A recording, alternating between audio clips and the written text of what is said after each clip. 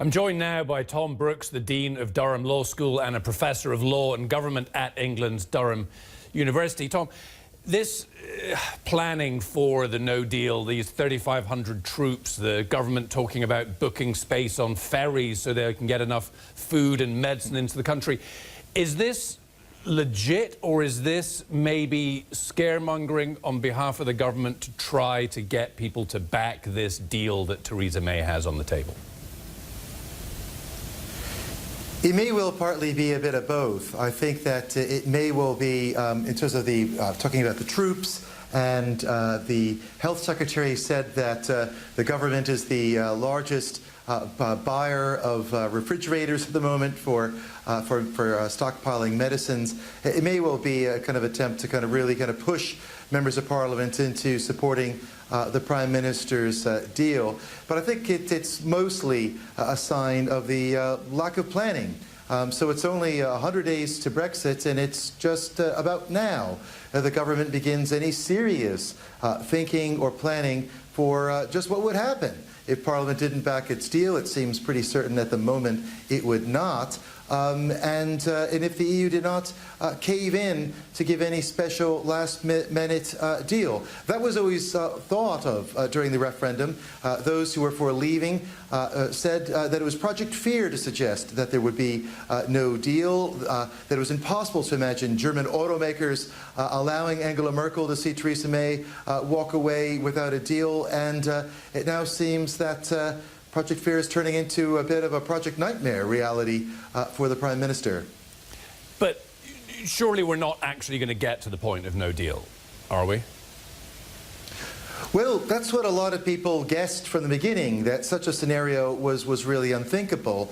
And so the thinking was that Britain was so important to so many parts of the EU economy that the EU would surely want to give the UK a deal unlike any other country, some very special exceptions, very special cherry picking of what we liked, staying in those areas, but leaving or being outside other areas that Britain did not favor. That doesn't seem to have worked at all. There's been a concerted effort for about 2 years to, behind the scenes, approach different capital cities across the EU to try to effectively divide and conquer the EU thinking on this, and it's come really to nothing.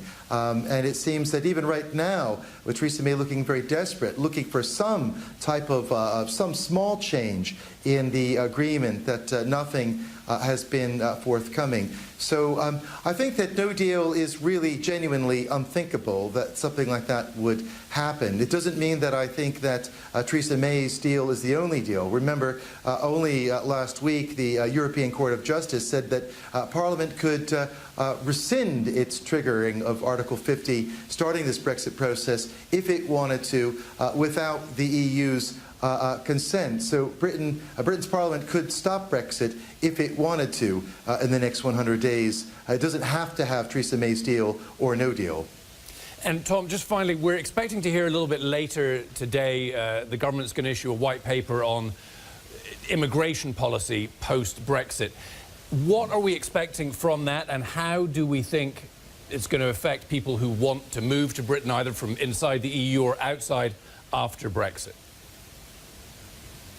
Well, one of the things that's been leaked about this report is that the past drafts, no one's other than the cabinet has seen the final draft, but past drafts of this paper removed the net migration target of 100,000 immigrants from the EU or outside the EU every year. Of course, the government has been missing that target by quite a lot. It was 273,000 net migration over the last 12 months. So it's been a real kind of sore point for the government. So that's apparently been removed. But in its place, we've been hearing a commitment to reducing EU migration by something like 80%, possibly by introducing a salary threshold of £30,000 or higher as a means of testing whether or not there's a truly highly skilled migrants. And they're saying that, highly skilled migrants making that amount of money, having that salary contract in the UK prior to coming to the UK, that there would be no cap on those numbers.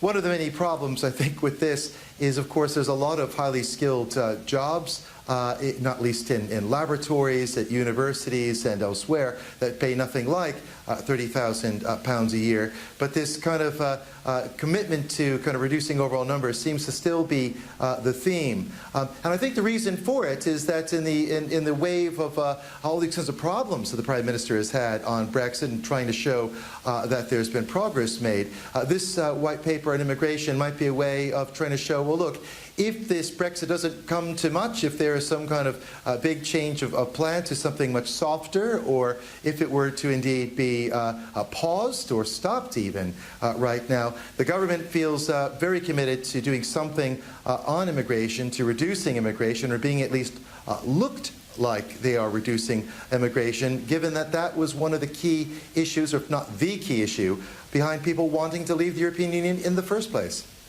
Thom Brooks in Durham, thank you very much for your time.